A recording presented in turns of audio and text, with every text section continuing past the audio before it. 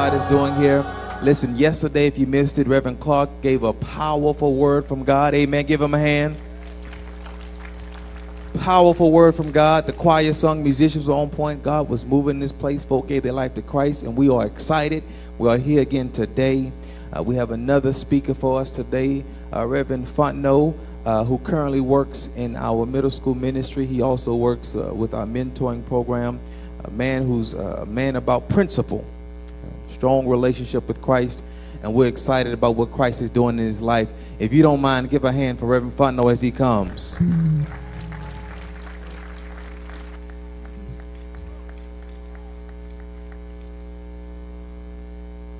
Hey man, how's everybody doing tonight? All right.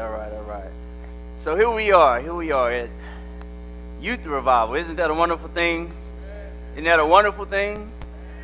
Isn't that a wonderful thing? All right, listen, God has blessed us so much, guys. Can we just give him a hand clap for all that he's done?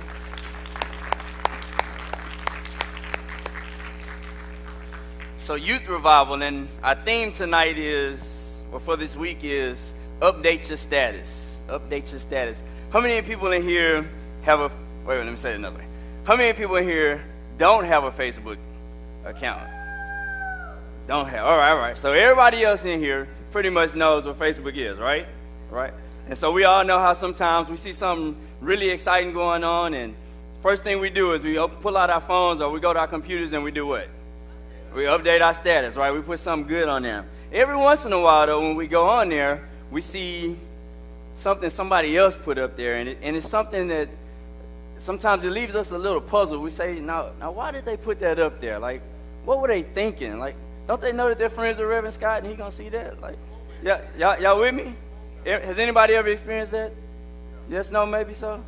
All right. Well, here's the thing, guys. In life, the fact is we make over 5,000 decisions a day. Some of them are really small. Some of them we don't even think about, like breathing, looking in certain directions, walking. All these things we just do. But then there are other things that we actually spend some time thinking about, and we really sit and we think. And then there are other things that we just do them and we don't think about them, right? Well, what I want us to do is just kind of have a little food for thought. I want to give you a couple things to just think about. I'm not here to fuss at you or talk about whether or not your choices are bad or good, but I just want to give you a little food for thought. So if you would you turn with me to Hebrews chapter 12, verses 1 through 3. Hebrews chapter 12, verses 1 through 3.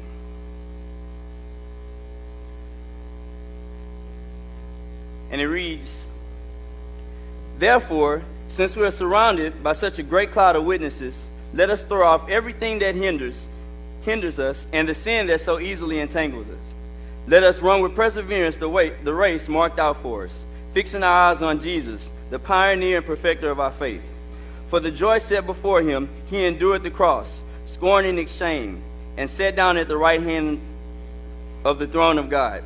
Consider him who endured such opposition for sinners, so that you will not grow weary and lose heart." So here we are, Hebrews chapter 12 gives us a sermon topic for the night. The choice is yours. Turn to one of your neighbors and say, the choice is yours. Okay, so now if somebody just told you, so if you just turned to somebody and told them that the choice is yours, turn back to them again and say, okay, so what you going to do about it? All right. Calm down. We're not going to go in too hard on you yet because I haven't given you the choices, right?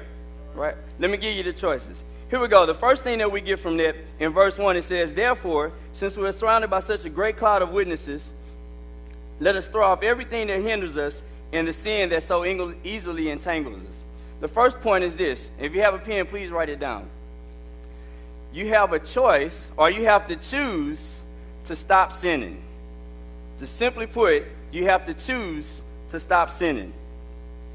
And when we look at verse 1, where it says that it starts talking about these witnesses, in the previous chapter, chapter 11, it talks about all of these people who years and years, thousands of years ago, they made decisions, and they made them based solely off of faith. So chapter 11 talks about how Noah built the ark, and there wasn't a drop of rain in sight, right? That's enough alone to make a person doubt, right? To say, okay, no, I'm not going to do that. But anyway, he still did it. He built the ark, and he did it solely off of faith. He chose to be obedient to what God had commanded him, right? Then we have Moses, who led the people out of Egypt. And these guys, I mean, he was being pursued by some people that were upset. They wanted blood. They were ready to kill some people, right? And he got to this sea, and God told him to go ahead and go. And what he did, he actually had faith. He was obedient, or he chose to be obedient to what God said. And they went through the Red Sea on dry land. Everybody with me? All right. And then we also have people like Joshua, who marched around the walls of Jericho, being obedient, choosing to be obedient to what God said, and the walls came tumbling down, right?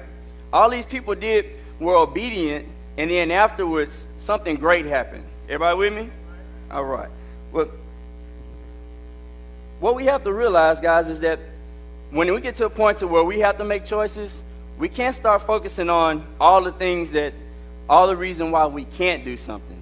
When we start talking about realizing that we have the power to choose not to sin, we have to recognize that when we get ready to choose, there are going to be all kind of obstacles, all kind of things that seem very valid as to why we can't stop sinning. I mean, to bring it home, some people drink a lot. And we know that people that drink a lot say, okay, I'm in control. I just need this drink just to do it, right? But the reality is a lot of them can't function without those drinks. To bring it a little bit closer to home, guys, some of you are cursed, right? Yes, no? It's quiet. Okay, well, let me help you out. Some people in the room curse, okay? And we do it, some of us do it unconsciously. And so that's our excuse. We say, you know what? I curse. I don't do it on purpose. It just kind of comes out. And besides, everybody's doing it anyway, right? And we find all these different excuses why we can't stop sinning. But we rarely focus on the fact that at the end of the day, it all falls back on us. The author in this verse was making it very, very clear. He's putting a lot of weight on the reader, saying that you have the power to do these things because people before you have already done them. And guys, when we talk about the sins that we're doing and the choices that we have to make, they don't even compare to the choices that they had to make. You're talking about somebody that had to build a ship to hold 2 of every kind of animal, elephants and rhinos, and just that doesn't even seem like reality, right? A boat built out of wood to hold all these things, right? And you got a person who was faithful and obedient to walk across a river or walk across a sea, an entire sea. That right there, that's strong, guys. So what we have to do is we have to recognize that we have to choose to stop sinning. Guys, my testimony is very much like this. And I'm sharing this not to glorify anything that I've done, but just to bring it home to you to show you that everybody has something that they're struggling with. And my thing, when I was in high school, I started drinking and smoking. Not cigarettes, but the other stuff. And by the time I got to college, those things they started to become a hindrance for me. I got into a point in my life to where I was going out every weekend, getting drunk as I don't know what. Then I got to a point to where drinking just wasn't enough. So on Friday nights, we started smoking. And we're not talking about cigarettes, right?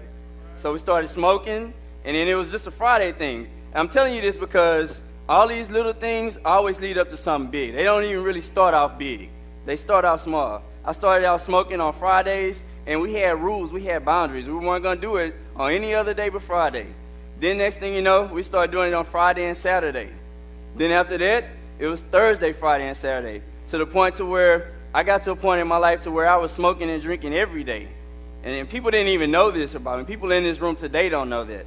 But I was smoking and drinking every day, going to class when I wanted to, waking up, deciding to go smoke instead of going to class, until it got to the point to where one day I went to class my senior year, and my teacher said, "Welcome back, Mr. Fontenot. Midterms are at 6 o'clock tonight." Had no clue. And I needed these classes.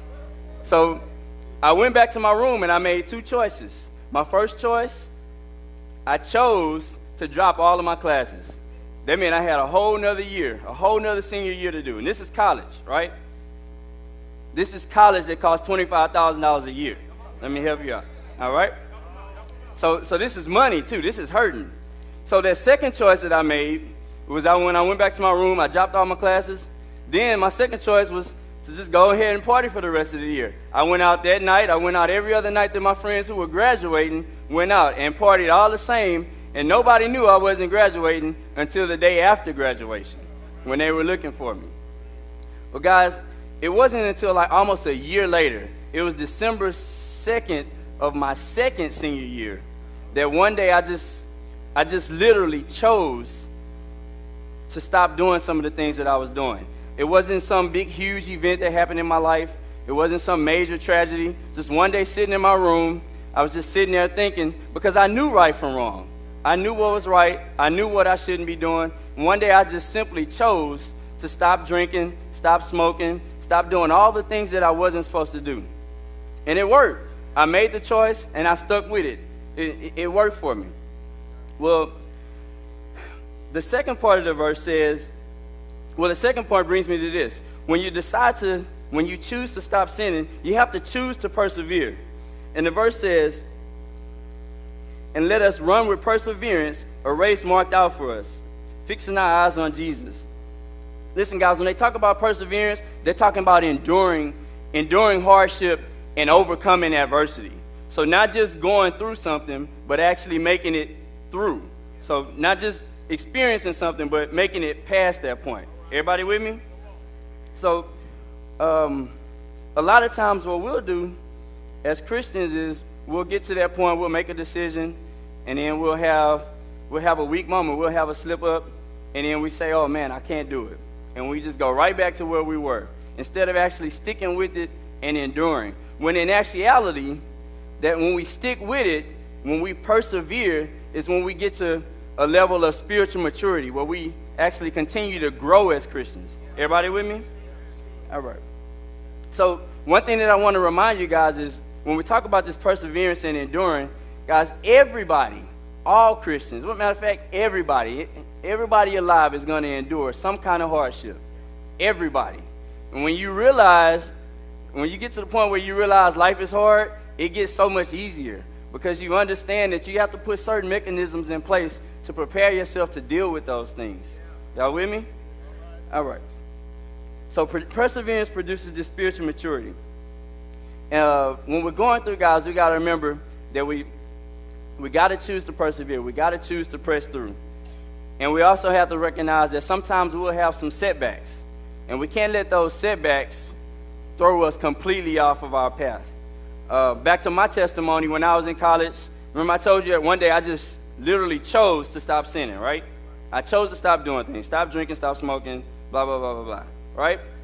Well, it worked. 6 months, I did good. I was great. Didn't smoke, didn't drink, didn't do anything, right? Well, after that, at the end of that 6 months, two things happened. One, I had my own personal victory. I said, I did it.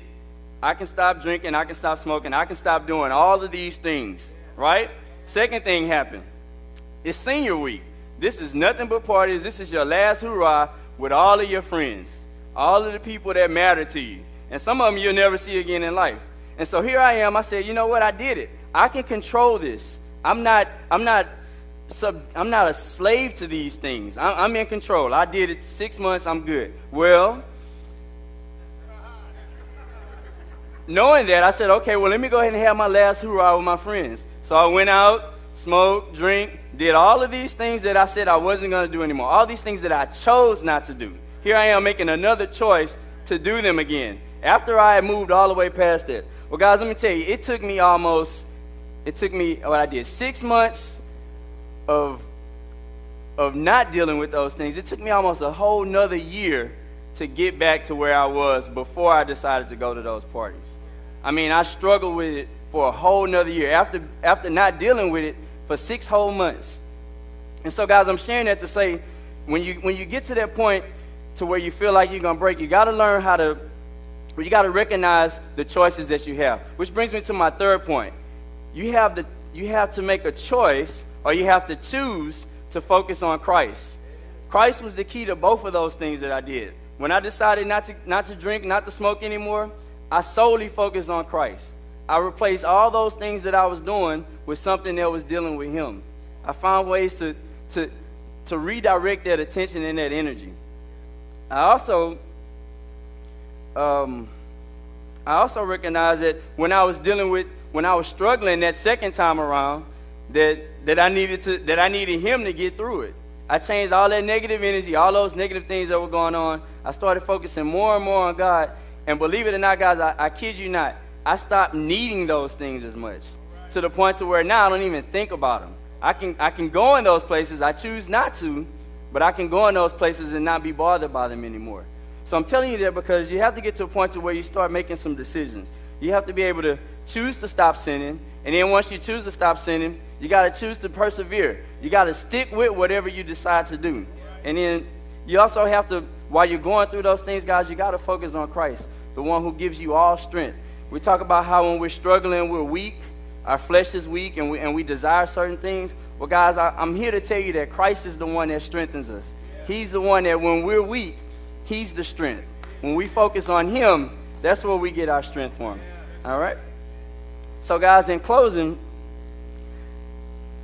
I just want to kind of leave you with the fact that at the end of the day, it all boils down to choices. We can make up 1,000 excuses why we can't do something, or why we won't be able to make it, why we won't be successful. But at the end of the day, we have to get to a point to where we realize that we need to choose to do the right thing.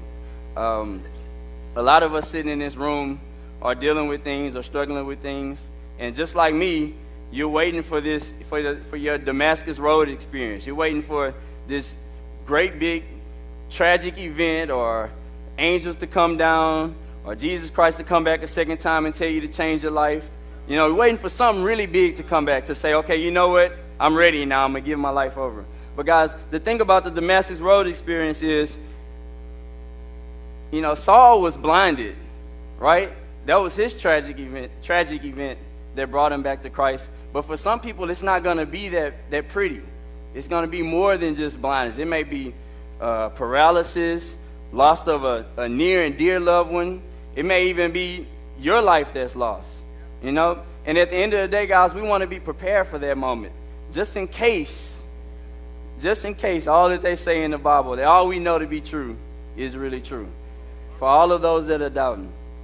So, guys, I'm just asking you to focus on the choices that you make. Recognize that you have the power to choose, and the choice that you should make is Jesus Christ.